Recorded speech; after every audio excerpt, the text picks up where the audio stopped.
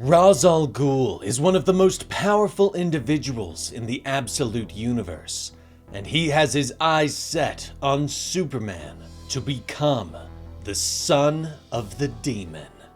The team of Omega Men drop into the secret facility somewhere in the Nevada desert. They drop down into the shadows, readying their weapons as they synchronize their cortexes with their combat suits. Weapons up, they move through the shadows, shifting past strange technology and purple mist that clings to the floor. No signs of life. Facility appears deserted. The kind of power this place pulls from the grid. They must be hiding something here. Something big. But if it's the server cluster that runs the Brainiac algorithm, there's no way Lazarus would leave this place unguarded, so stay alert. The team leader thinks to the others as they shift forward. But suddenly, there is a burst of energy, and one of the agents falls to the ground, struggling in pain as the skin seems to be peeled from his body. What the hell was that?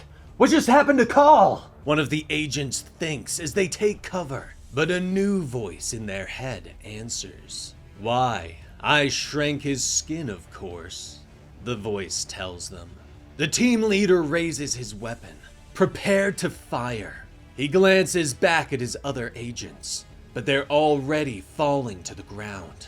One starts crying out that they can't feel their muscles anymore, while the other's bones have shrank in his body, and he is vomiting them up in a pool of viscera. The team leader turns and runs, firing blindly into the shadows. Omega Strike Force to base! Immediate evac needed! Primus, do you copy? The team leader shouts, but his hand suddenly enlarges and the rifle falls to the ground. He topples to the ground from the weight. Shh, now, clear your thoughts. Relax that luscious brain of yours. I'll take it from here. The voice thinks as Brainiac steps from the shadows, his body held together by machines. And the team leader lets out a scream of fear and pain.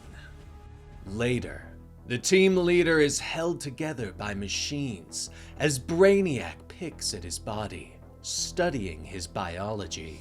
The body shifts and the man struggles to open his mouth, his brain suspended in a jar nearby.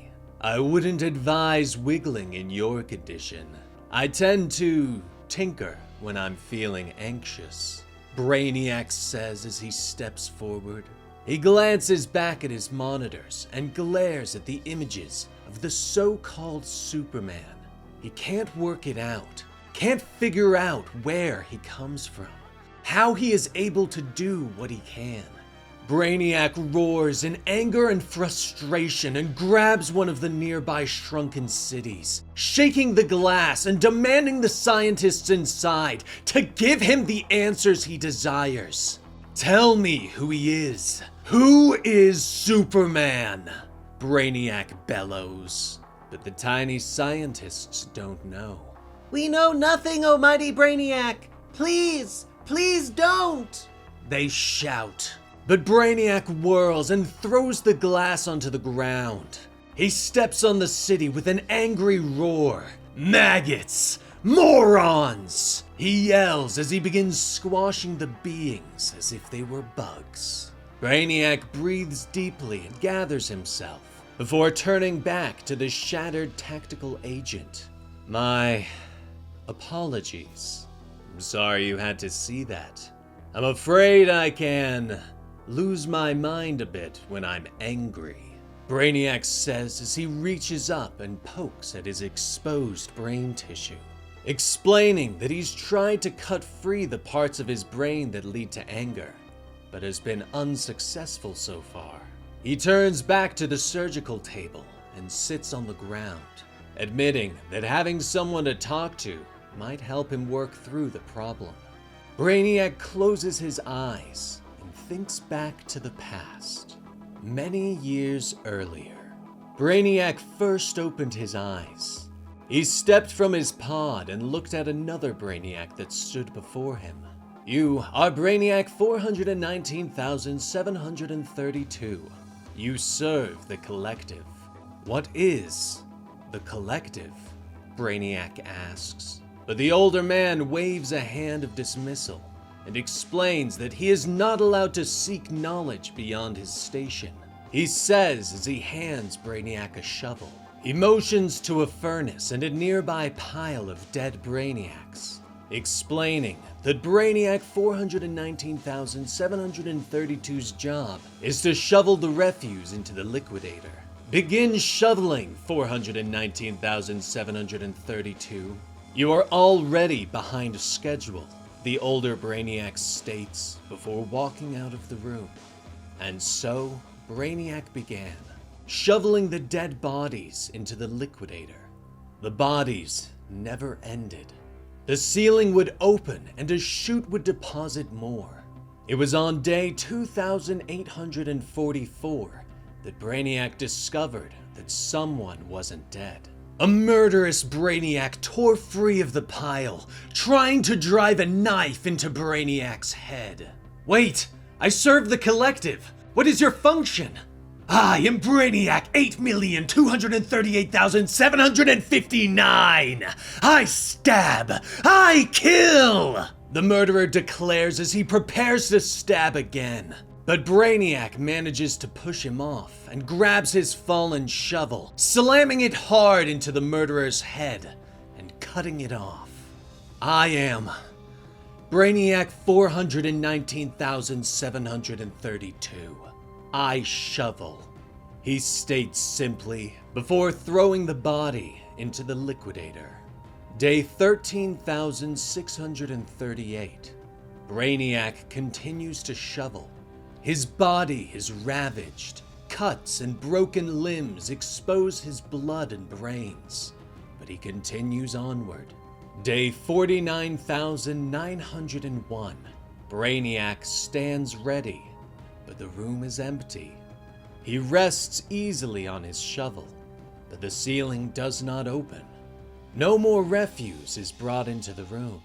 Finally, he walks to the door, the one that the older Brainiac walked out of all those years ago. Hello? Is anyone there? There hasn't been any refuse in a long while. Should I? He begins to call, but there's no answer. Finally, he wedges his shovel into the door and pries it open, revealing an empty corridor. Brainiac moves forward, passing strange technology and small cities trapped in bottles. More Brainiac bodies stored in pods. Finally, Brainiac arrives on the bridge, where he finds the older Brainiac dead. Oh my, are you Brainiac 1? He whispers, but there is no answer. He walks forward to see the lifeless Brainiac slumped in the chair. No, you are more refuse, Brainiac says as he looks up out of the windows and stares at the stars as they pass by. He smiles slowly. I am Brainiac? I am Brainiac! He shouts with joy.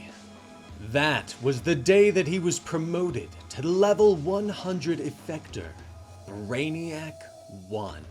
The one where he allowed himself the knowledge of the other Brainiacs.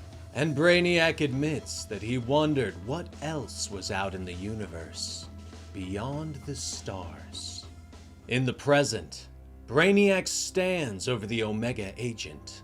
I've sometimes paused to consider the possibility that it would have been better for everyone, me included, if I'd stayed in that room with the shovel. But where would the fun in that be? Brainiac tells the man. He leans over him, thanking him for helping him work through his anger. Contact the Brainiac Collective. Brainiac orders his computer as he turns away. The screens switch and light up, revealing the faces of other Brainiacs around the universe. Brainiac uploads the information that he has gathered and requests any and all possible leads related to Superman's identity and/or planet of origin. The other Brainiacs study his reports, but are shocked by what they see, calling the reports idiocy and that no species has the abilities described. One by one, they sign off, until one speaks up. Krypton, a planet in the Rao sector. Your dust sample matches Krypton's thermal signature, the female Brainiac states, informing Brainiac 419,732 that the world was destroyed and there were no survivors. But this Brainiac did recently visit the former site of Krypton, where I retrieved samples of its remains. They display a rather virulent range of radioactivity, now transmitting the sample's elemental composition, the female Brainiac says. She begins to inquire about the identity of the Brainiac that called this meeting, but Brainiac ends the transmission. Brainiac turns back to his machines as they begin to synthesize a piece of Krypton that matches the specifications sent by the other Brainiac, and he smiles as a plan begins to form. I have work to do, he whispers to himself. Later, he stands before a table where his machines are working on Peacemaker Smith. He is an alien, not even of this world. Tell me, Peacemaker Smith, how does that make you feel? Brainiac asks. But Smith merely screams in pain as the machines continue to work. He doesn't understand, questioning why he is being punished.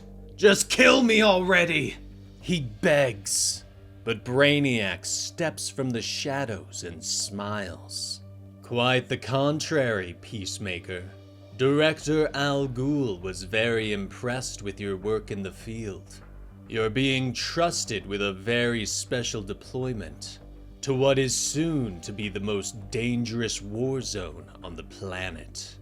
A place called Kansas, Brainiac whispers to him. He turns away and stares at the war suit that he has developed and smiles. Ra's al Ghul stands in his office in the Lazarus Corp Global Headquarters as an assassin from the Omega Men charges at him.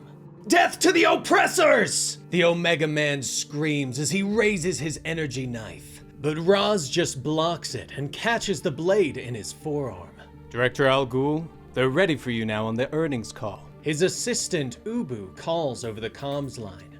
Patch me through, Ubu. We mustn't keep the investors waiting. Ra's says as he yanks the blade away from the Omega Man and turns to smash him in the face before grabbing him by the throat and lifting him into the air. Ladies and gentlemen, you know the year's numbers, but here is something you haven't heard.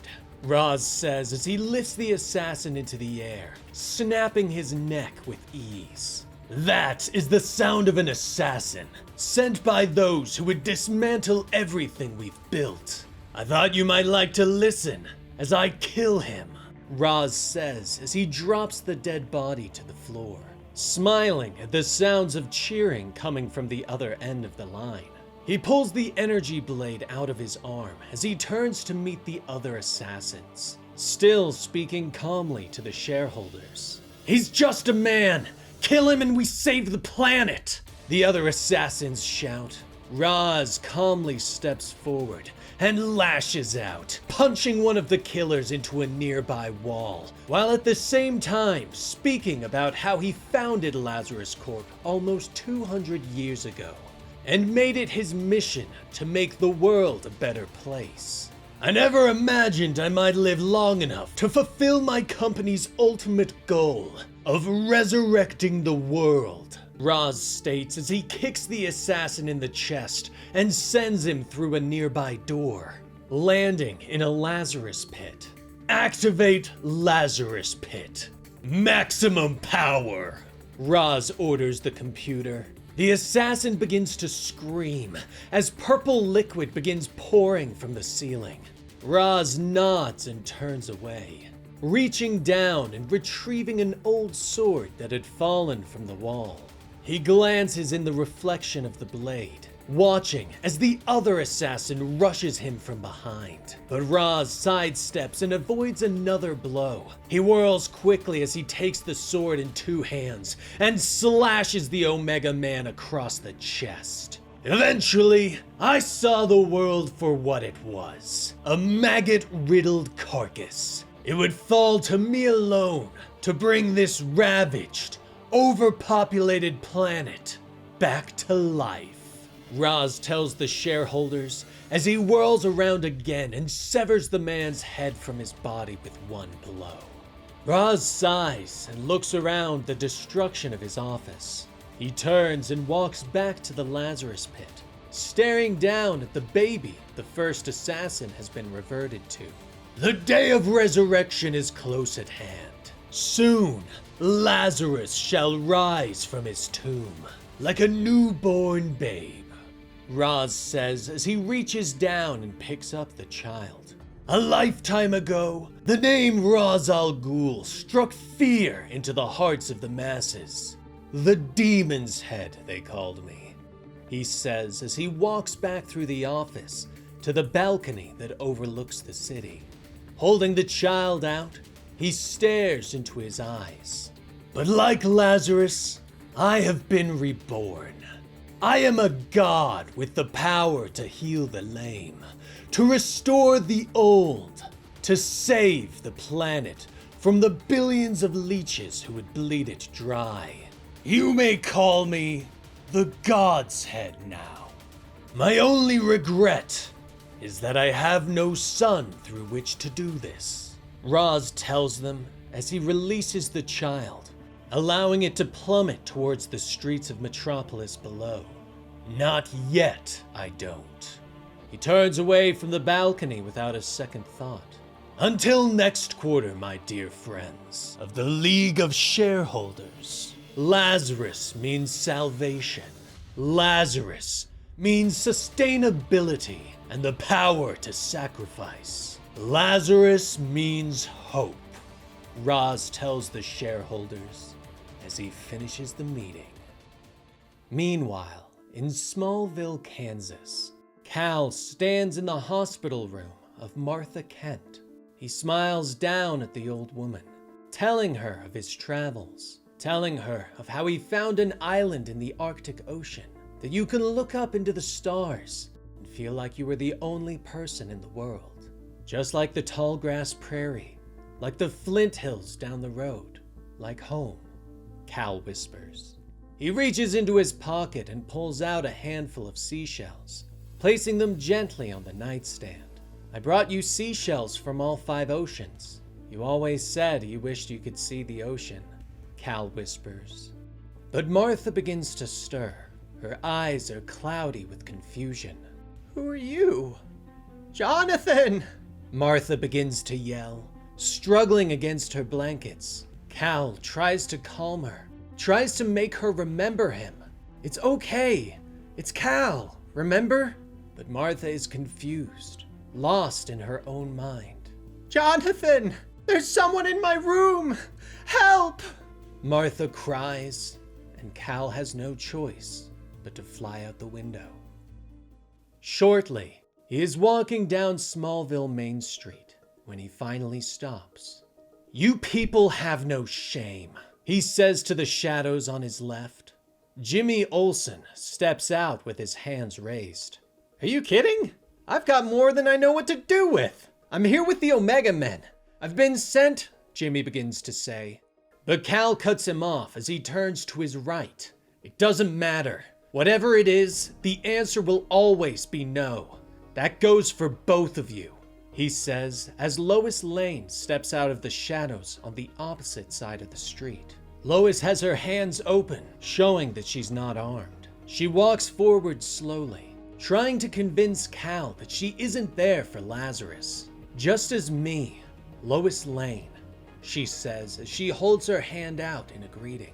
But Jimmy is suddenly there, pushing her away, pointing out that Lazarus is probably tracking her position as they speak. But Lois pushes him back, pointing out that the Omega Men are just as bad, and their boss lady put her father in a wheelchair. And your boss just turned a blind eye to 23 dead bodies in... Wait, where'd he go? Jimmy says as he realizes that Cal is no longer with them. Lois looks around, calling out into the night. She's studied Cal's history in Smallville, knows that he keeps returning there, saving people. I know why you keep coming back here. The Kent family farm. By all accounts, they were lovely people. Lazarus took that from you.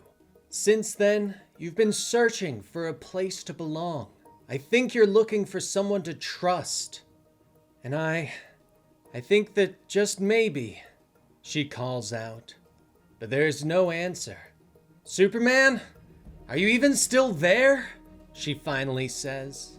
But Jimmy motions to the closed-down main street around them, shouting that Superman came back to fight for what's left of Smallville, to defeat the Lazarus Corporation, to take back the land for the people. But suddenly, the streets around them are full of red dust, and Superman appears before them, anger flashing across his face. Peacemaker Smith! I'm here because of him and the innocent people that he murdered in Pakistan.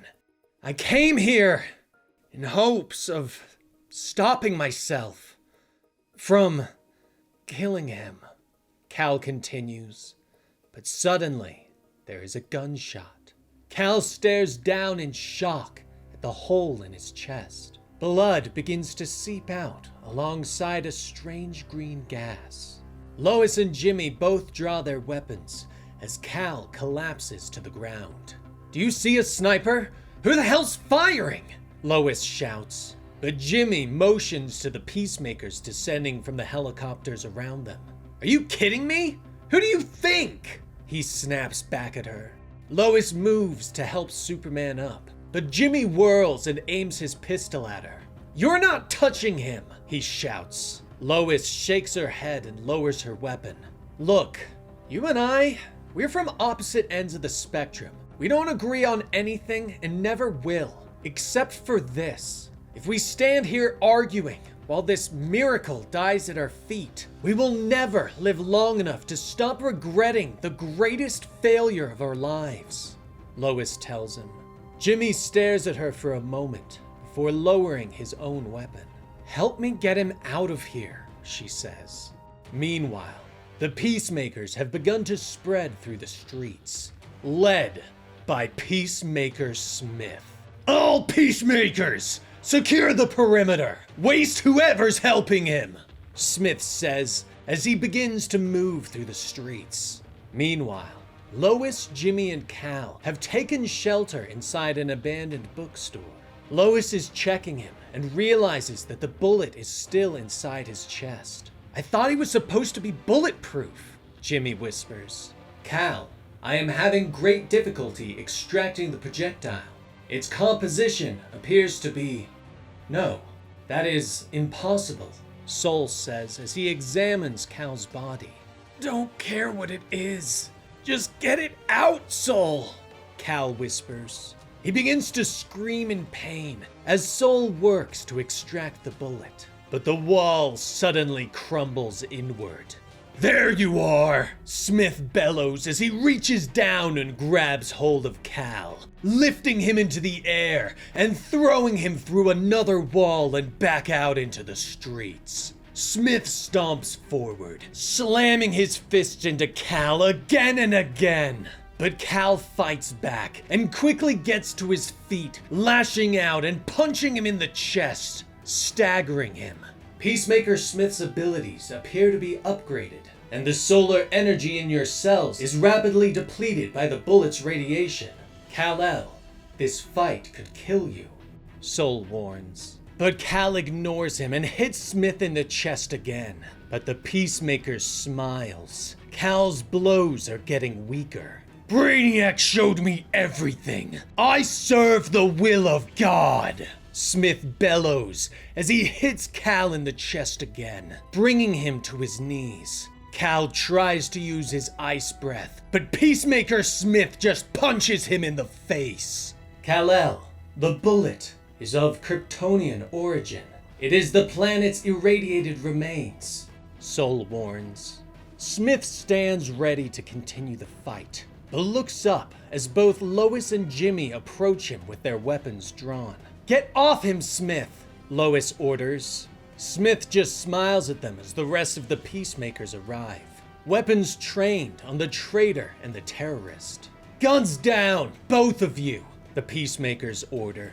But suddenly, the streets are filled with the residents of Smallville. "All y'all put your damn guns down and march yourselves out of Smallville. This is still our town!" The townsfolk shout. Smith smiles and turns to those gathered, prepared to murder everyone. Ha! God bless America!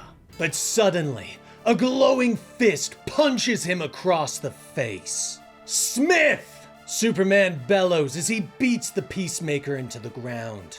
Smith looks up to see Superman surrounded by red dust, now clad in more powerful armor.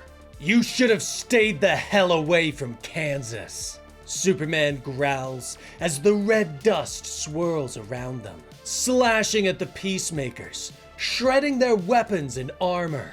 Superman moves blindingly fast, his fists slamming into Smith again and again.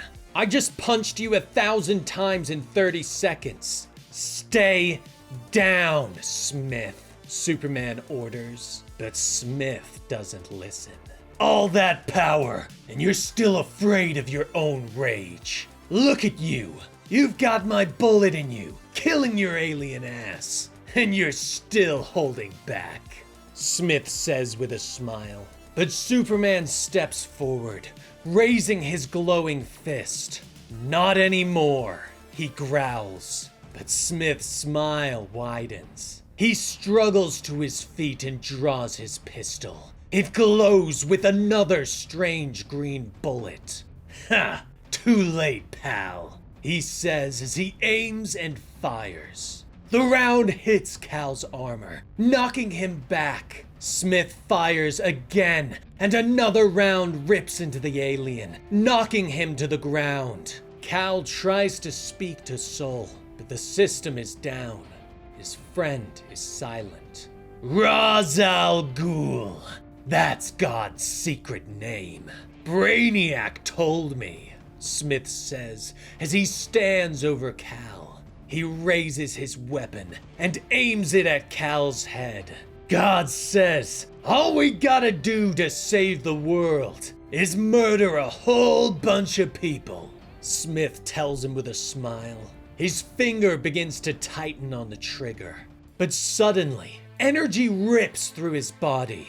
"You forget yourself, Peacemaker. You belong to Brainiac, and I am always watching. The Superman is not to be killed," Brainiac says into Smith's mind before the Peacemaker collapses to the ground and passes out. Superman is still wounded, blood seeping from the gunshots as he struggles to his feet. "Get me out of here," he gasps. "We're trying. We just don't know what to," Lois starts to say. "No, you," Superman says, pointing at Jimmy. Lois turns to Jimmy. "You said you had a way to save him. Do it," Lois tells him. Jimmy doesn't hesitate. "This is Agent Alpha. I need a boom," Jimmy says into his comms. Suddenly, there is a loud boom, and a portal opens in the street. Energy and light fill Smallville as the Omega Men pour out, opening fire on the advancing Peacemakers. Lois begins to help Superman through the portal, but the Omega Men Primus steps forward and places an energy sword to her throat. "Not you, Lane," she says. The Omega Men suddenly disappear into the portal, leaving Lois behind. The Peacemakers surround her, aiming their weapons at her. Lois doesn't fight. She puts her hands in the air in defeat. "What the hell have I done?" she whispers to herself. Cal writhes in pain, blood seeping from his wounds as the Omega Men try to hold him down. They are in the medical bay of a captured Lazarus oil rig that the Omega Men use as a base of operations. Multiple entry wounds. Pulse is there. BP's dropping. Anesthesia has no effect. He's feeling everything we're doing. The medic shouts as the doctor continues to reach in, trying to find the kryptonite bullet. I've got it! Retrieving it now! The doctor shouts. Cal screams in pain, the force of which shakes the room around them, destroying their equipment. But he suddenly sags as the kryptonite bullet is pulled free from his chest. 1 down, 2 to go. The doctor says as he holds the first bullet high in triumph. Primus staggers back to her feet, explaining that the other rounds are wedged between his ribs and near his lungs, and asks where the ultrasound is. The doctor motions to the destroyed equipment around them as he looks up at her. Every piece of equipment in this room was just blown to smithereens. We can't see anything in there, he points out. Cal sits up and holds out his hand, gritting his teeth against the pain. His eyes begin to glow with blue energy. I can. Give me the clamps. I'll do it myself, he gasps. Cal takes the medical equipment and uses his vision to see inside his own body. He lets out another scream of pain as he pulls out the second bullet. Once again, he collapses against the table. Don't think I can do that again. Soul, Cal gasps, but Soul's voice is far away, apologizing as he continues to reboot. But Primus is leaning over him now. It's all right, Superman.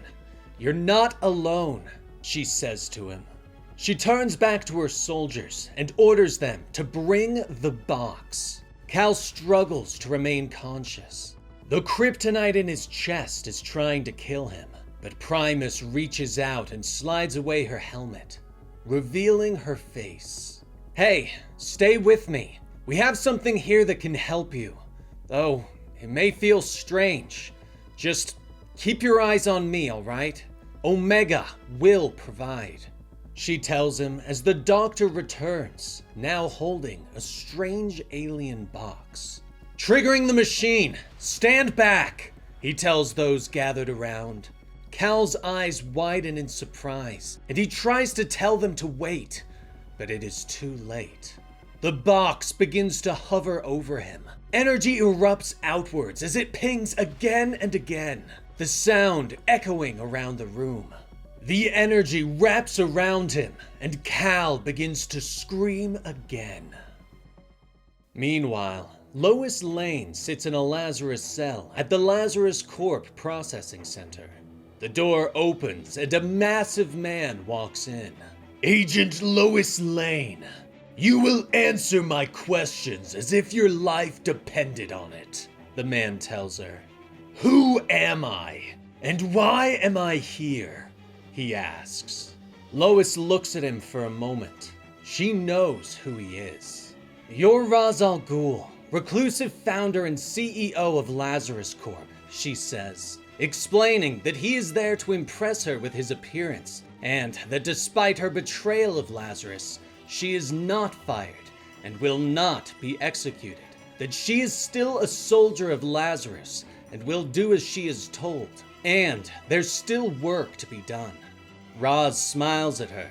Brilliant! I could not have said it better myself. Now let us, he begins to say, but Lois cuts him off, explaining that Ra's will also threaten to take away her father's Lazarus prosthetic legs with the flip of a switch. I almost feel sorry for you. You have no idea how the world has changed, because you haven't met him yet. Once Superman's standing in front of you, you'll realize just how small you've become, Lois tells him. Raz's smile falls away, and he leans forward. I fear I must correct you on one minor detail.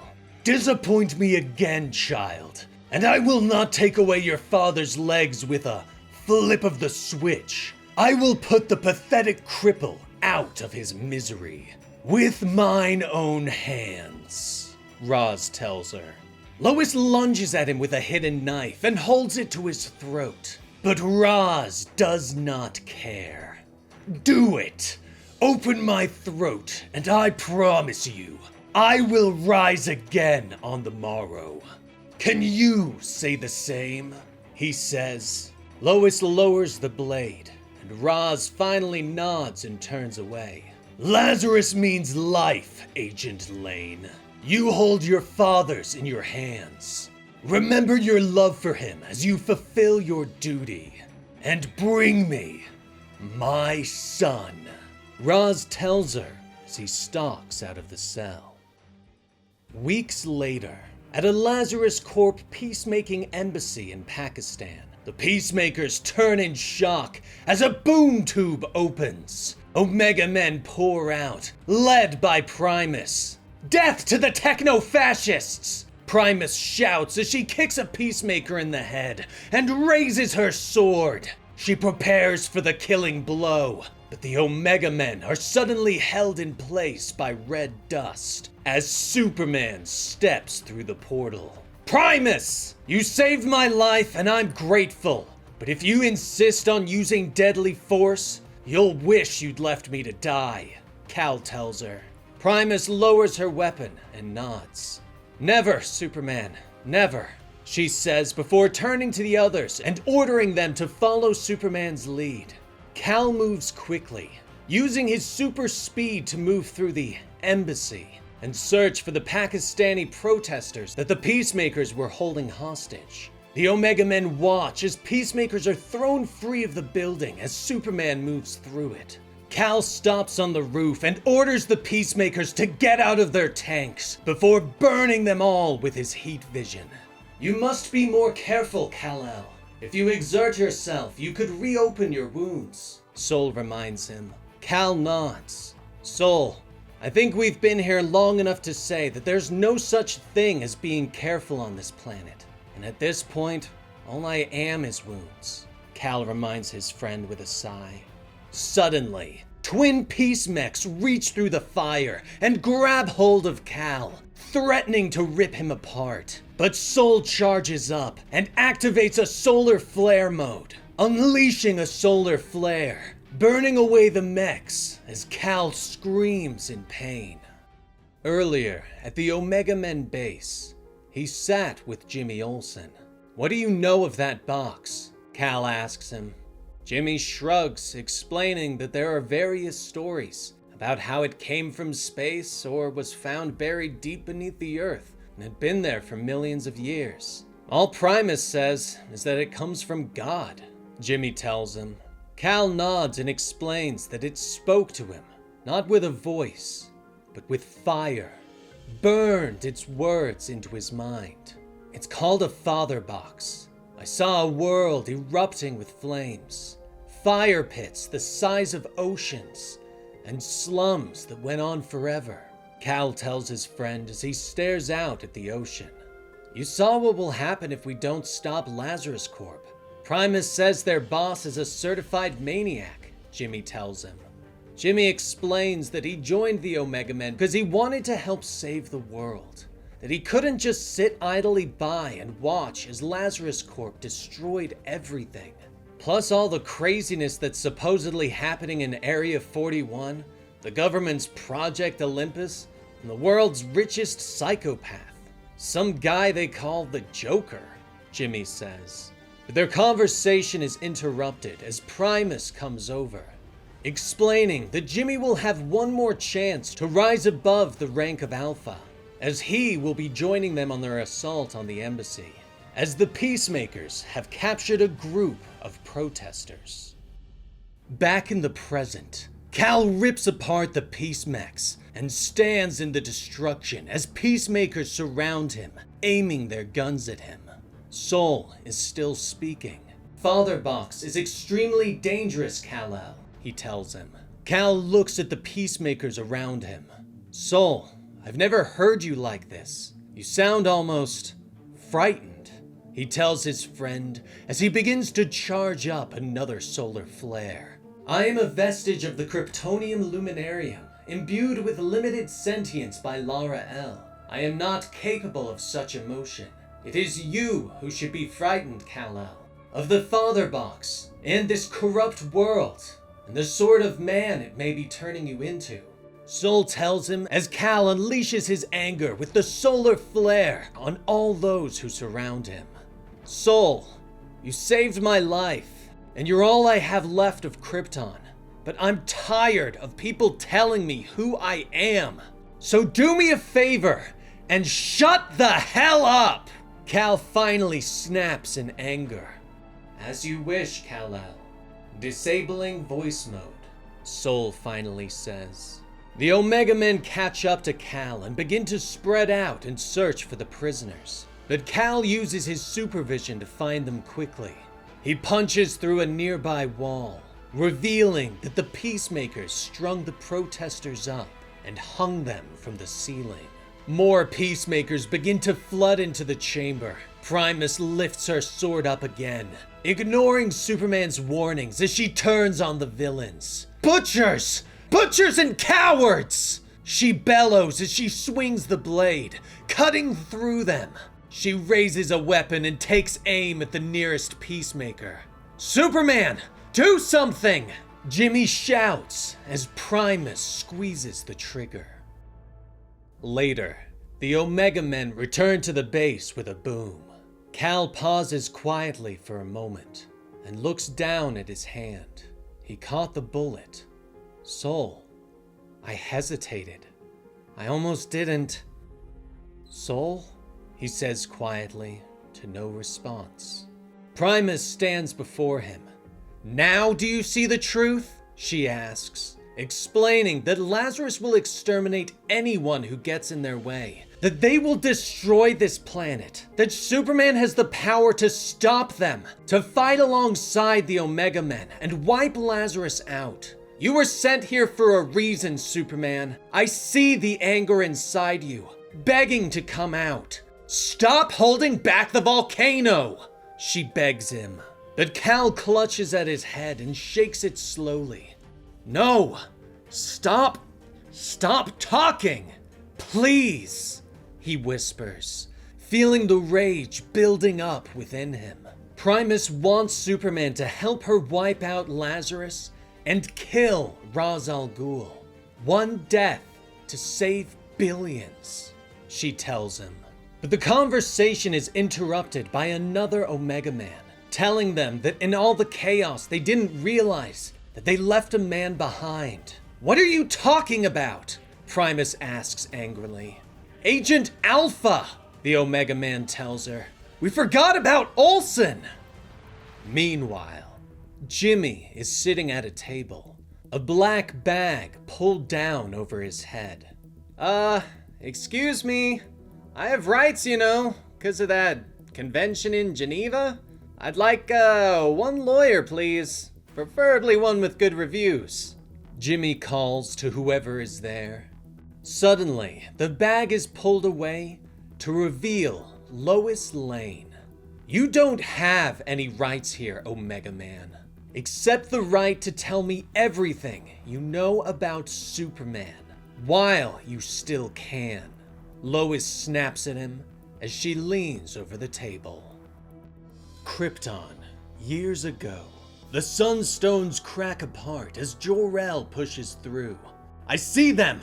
They're alive! Keep digging! He shouts to the drones that float nearby. The drones fly in and continue to chisel away at the Sunstone, allowing Jor-El to enter the chamber that had trapped the lost miners.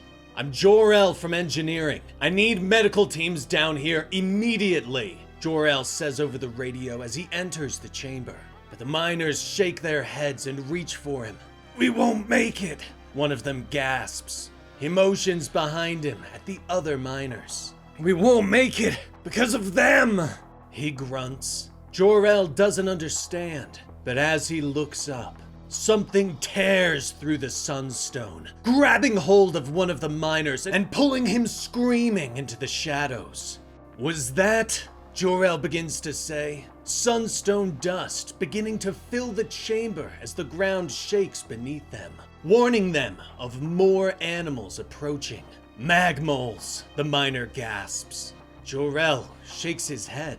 He knows about the creatures, knows that they don't come up this far to the surface, and have never attacked people. One of the miners struggles to his feet, lifting the diamond pickaxe and readying it as a weapon.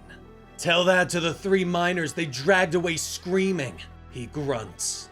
Jor-El crowds with the miners, all standing back to back in order to defend themselves. Stay close. First sign of a mole, we fight together. Bash its brains in. It's our only chance, the lead miner orders. The chamber begins to shake again as the creatures draw close, but they don't come one at a time. They push through the sunstone and launch their attack. Jor-El's eyes widen in horror at the rabid nature of the normally docile creatures. Something must have pushed them to the surface, starved them. Something within the planet's core must have affected them. But none of that matters. The only thing Jor-El can think of is getting home to Lara and Cal. Drone! Lava gun! Jor-El orders. The drone drops the weapon into Jor-El's hands before opening up with its own defenses. Jor-El grimly pulls the trigger and starts firing as the mag moles surround them. Present day Greenland. Lazarus Corp's research facility. Snow swirls around the landscape as the Lazarus Corp's Defense Air Force flies overhead, scanning for signs of the approaching Superman. Suddenly, red dust begins to swirl from the clouds, taking out the jet fighters one by one. Fire erupts in the sky as the pilots parachute safely down to the frozen earth below. At the facility, the Peacemakers open fire with an anti-aircraft barrage, firing bursts of lasers into the red clouds as they approach. Inside, Lois Lane is dragging Jimmy Olsen towards the exit. Miss Lane, we have to do something. We've got to help, Jimmy begins to whisper, but Lois shoves him forward. Shut the hell up, or we're both dead, you idiot, she snarls. Above in his office, Ra's al Ghul watches as the laser blasts erupt in the clouds overhead. He smiles. At last, the day I meet my son, he whispers. He turns back to Brainiac and motions to the frozen landscape around them. You couldn't have chosen a less godforsaken location for such a momentous day, he questions. Brainiac bows his head and explains that his studies have indicated that Superman gains his power from the yellow sun. Here, the sun won't rise for another 37 days. The longer he fights, the more Superman will exhaust his solar reserves, Brainiac explains. Suddenly, the door opens behind him to reveal the augmented Peacemaker Smith. Captain Smith, ready for another shot at the Superman? Ra's asks. The soldier stands at attention and nods his head. Yes, sir, Mr. Al Ghul, sir, he says. But, if I may speak freely, sir, do I have permission to win this time? Ra's turns and holds out a glowing green kryptonite bullet. Your orders are to make God proud, Ra's tells him. Meanwhile, the red cloud has reached the anti-aircraft turrets and ripped them apart. Ra's steps outside with Brainiac and Smith. Tell me he's killing them, he asks Brainiac. I'm afraid that the Peacemaker's vitals are still quite active. Superman is merely stranding them miles away, Brainiac tells him. Ra's sighs in disappointment at Superman's continued non-lethal fighting. Below them, a boom tube suddenly opens in the courtyard, depositing Primus and her Omega Men into the facility. Omega Men! Find Agent Alpha and kill anyone who gets in your way, Primus shouts as she raises her energy sword. Lois pushes Jimmy outside as the fighting begins all around them. That was a boom tube. The Omega Men are here, Miss Lane. Primus can get us out of here, Jimmy whispers. But Lois shoves him into the snow and pushes her pistol against his head. I am not gonna tell you again, Olsen. Next time you open your damn mouth, I'm sending your teeth down your throat, she hisses. Smith walks past them, smiling down at Lane. Nice to see you finally joining the team, sweetheart. Now watch what I do to your Kansas pretty boy, he tells Lois. His jetpack activates and he leaps into the sky, barreling towards the red clouds as he readies his pistol. He disappears into the cloud cover, prepared to take on Superman. 4 seconds later, there is a burst of light, and suddenly, Smith comes flying back out and slams into the ground hard. He gasps for air, his metallic body shattered and broken. The clouds finally part as Cal moves forward, floating down gently as the red dust swirls around him. Smith reaches a shaky hand for his fallen pistol and takes aim. You bastard! Not done with you yet, he gasps. But Superman doesn't move. He thinks back to the day when his father returned and told him about the Magmals, about how he had to be cruel and kill them so that he could survive.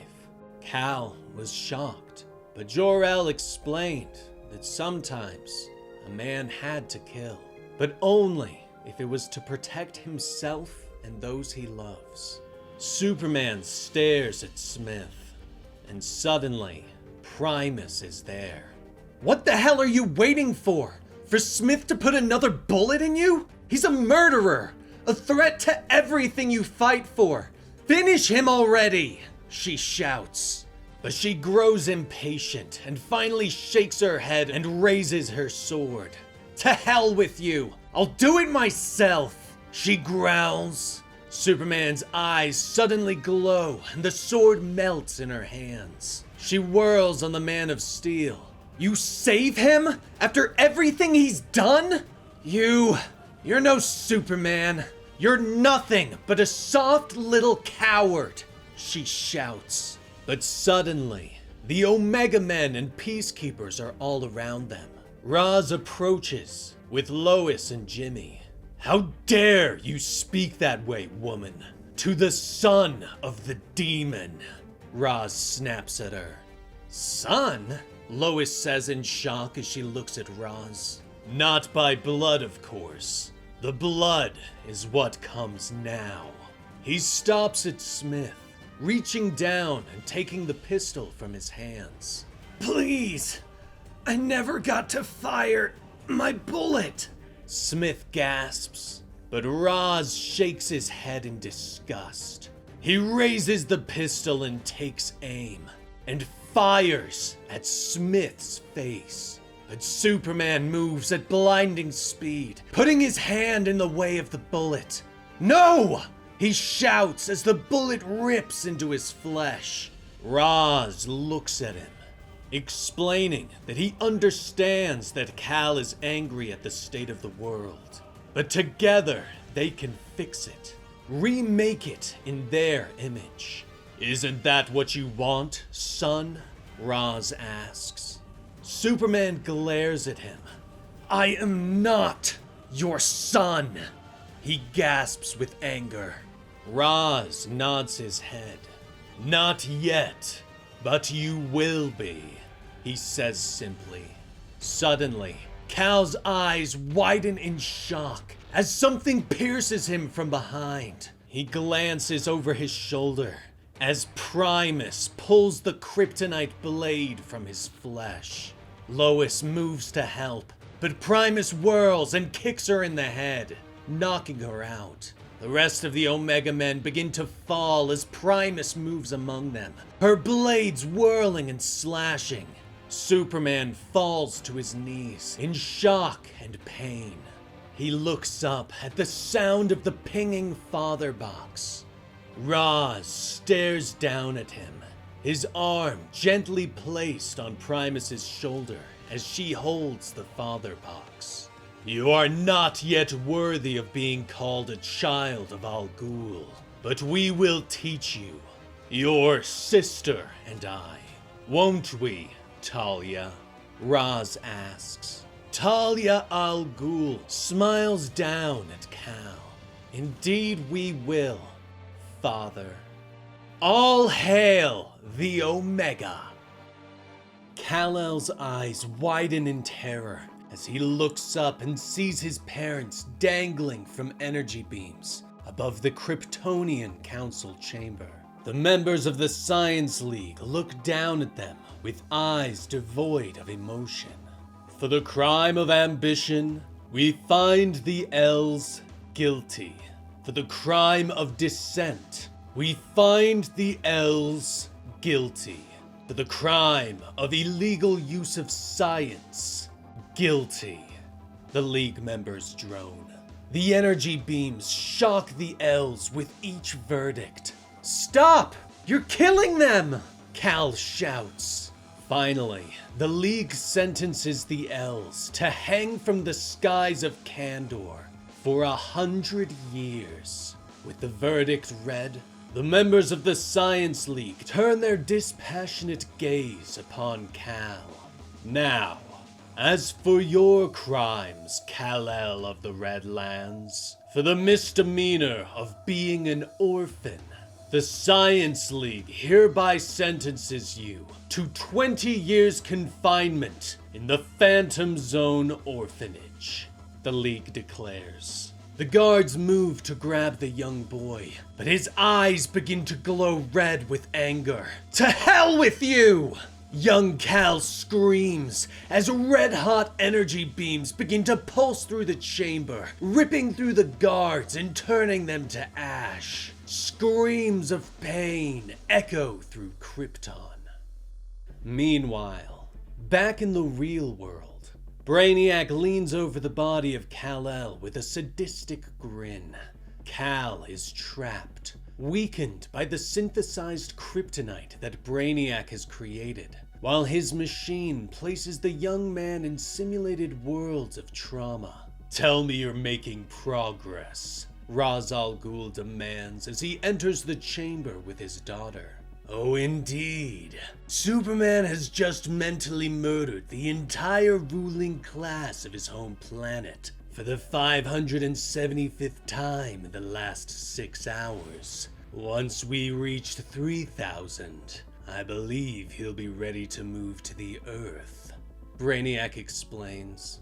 Raz nods in approval and looks at the young alien, reminding Brainiac that he doesn't want a lobotomized drone like these clones he's created. Yes, of course, the son of the demon shall arise, I assure you, Brainiac says with a bow.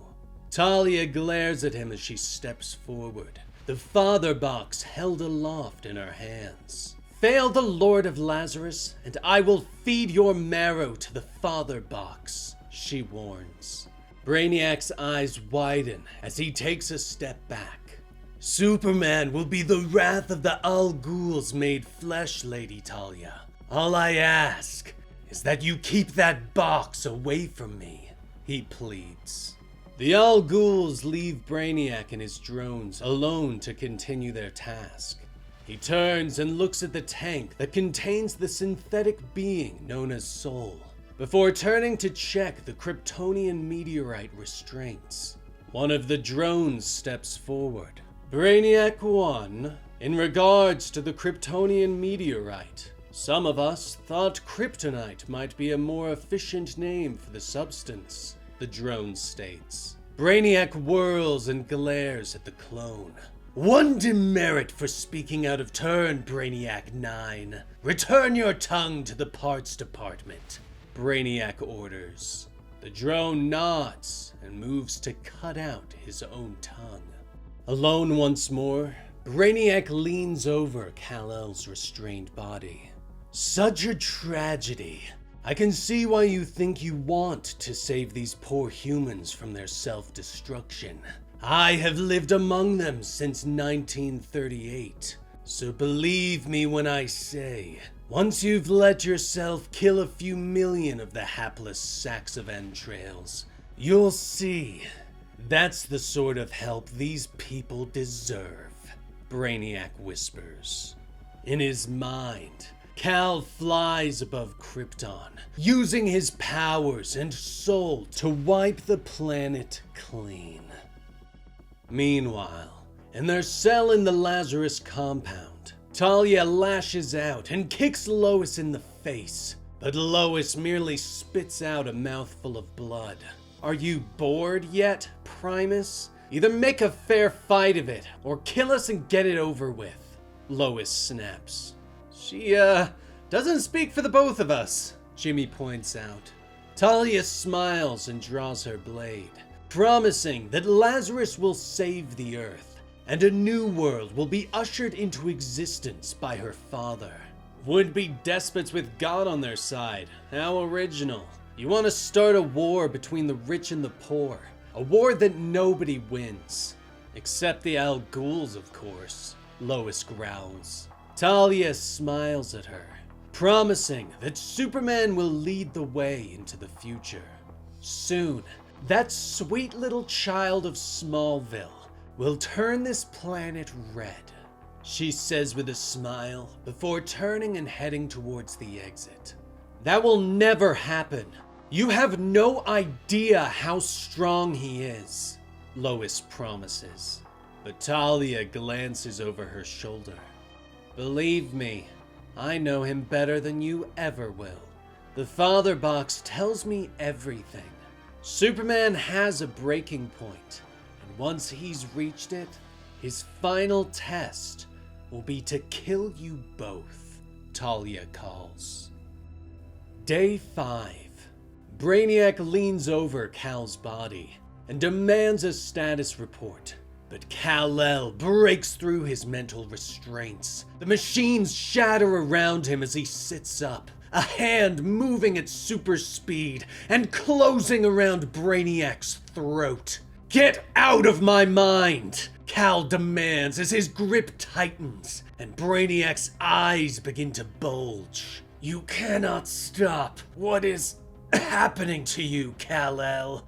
You said you killed millions, Cal whispers. Brainiac gently nods his head. I have, on this world and many others. And when I am done, so will you. Brainiac gasps. Cal's grip tightens. No, Brainiac, not millions. Just you, he says as he squeezes tighter. But Cal suddenly releases him. No, what am I doing?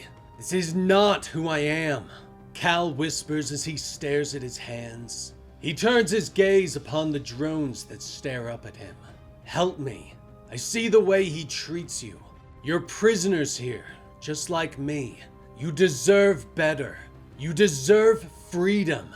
Together, Cal begins to say, but he suddenly screams in pain and grabs at his head. Shut down the program! Brainiac demands in the real world. He is leaning over the body, unsure of why Cal can't be pushed to the next stage of his mental conditioning. You're supposed to kill me, you moron! He bellows in anger. Day 12. Brainiac doesn't understand. He still can't push Kal-El further. Meanwhile, his drones step forward, demanding their freedom. Who said that? Which one of you is an ungrateful traitor? Speak up, or you'll all be labeled refuse, Brainiac demands. But the drones all begin to say that they were the ones that said it. And so, Brainiac takes a bone saw to them all. Day 14. A helicopter lands at the Greenland base, and General Lane disembarks, greeting the peacemakers who look to him as a hero. He steps through the security checkpoint, and the alarms ding. Sorry, sir, but we'll have to do a secondary security check, one of the peacemakers states as he raises his weapon. General Lane understands and takes a seat to pull off his prosthetic legs. General, I'm not seeing an appointment on our records. Why are you here again? The peacemaker asks. General Lane nods as he reaches for one of his prosthetic legs. Ah, you know how the story goes, son. The things a man will do for his family, Lane says as he pulls out a submachine gun and opens fire. Minutes later, Lois and Jimmy look up in shock as their cell door is blown off its hinges and General Lane stands before them. He tosses his daughter a weapon. 14 guards on this floor, 2 exits. Southeast looks to be the least offended. I'll take point, Lois. You cover the rear, he orders. Lois grabs hold of Jimmy and drags him towards the door. We can't leave yet, Dad. There's someone else here, she says.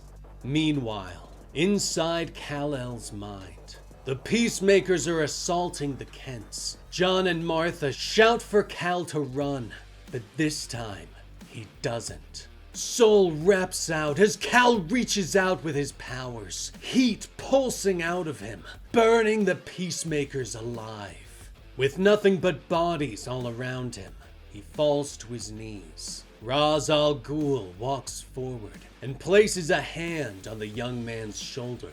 Bravo, Superman. I knew you could do it. You were sent here for a reason, son. To save this planet. You can't do that without blood on your hands. You see that now, Ra's states. Kal-El glares at him and moves quickly, ripping the ruler's heart from his chest and letting him fall to the ground. Talia moves to defend her father, but Soul wraps around her throat and squeezes the life from her. In the real world, Lois kicks in the door to Brainiac's lab and shoots the sadistic alien through the chest. Get away from him, you maniac! She snaps as she pushes the body aside, but Brainiac merely smiles at her. Ha! You're too late, Lane, he gasps. General Lane takes a position by the door, snapping off rounds to keep the Peacemakers at bay. Whatever you're doing, do it fast, he shouts. Lois and Jimmy look at the equipment, unsure of how to unhook Superman from the machine. Lois turns back to her father as the gunfire suddenly stops. General Lane stumbles towards them, a blade stuck in his head.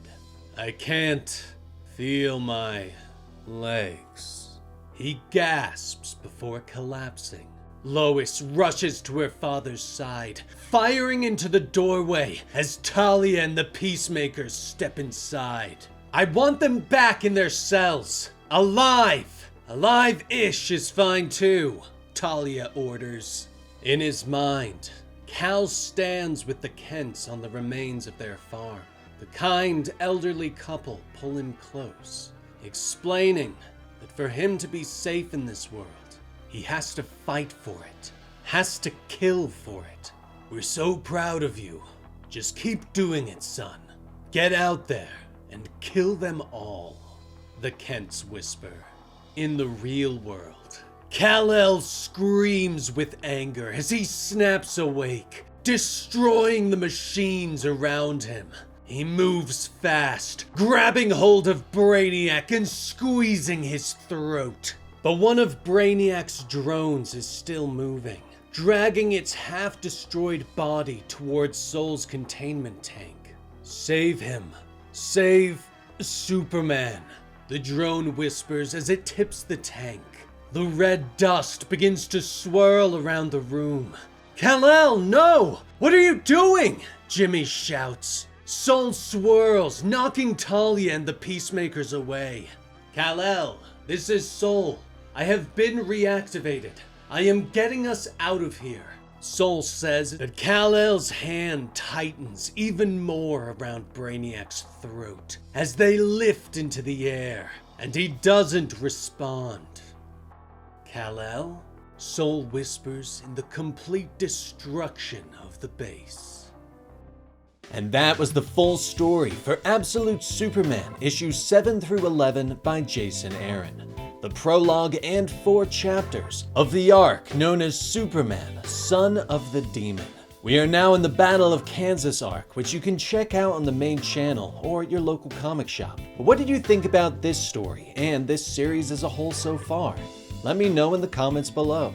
And be sure to like and subscribe to help the channel out in that YouTube algorithm. I'm Dan with Comicstorian, and we will see you next time. Rest in peace, Benny.